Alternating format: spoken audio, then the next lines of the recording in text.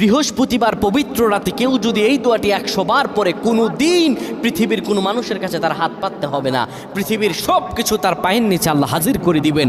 দারিদ্রতা থেকে মুক্তি দান করবেন, বিপদ আপদ থেকে মুক্তি দান করবেন, তার সম্মানকে সুউচ্চতা দান করবেন, অসুস্থতা থেকে দূরে রাখবেন। আল্লাহর অশেষ দয়া ও রহম তাকে দান করে দিবেন। সুবহানাল্লাহ।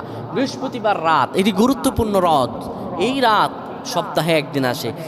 আরবিতে রাত আগে আসে, দিন পরে আসে। সুতরাং বৃহস্পতিবারের যে দিন গিয়ে রাত, এটি বৃহস্পতিবার রাত নয়, এটি শুক্রবারের রাত, এটি জুমাবারের রাত, এটি দোয়া কবুলের রাত, আল্লাহর কাছাকাছি হওয়ার রাত। সুবহানাল্লাহ। এই বৃহস্পতিবার রাত আল্লাহ তাআলা বান্দার দোয়া কবুল করেন।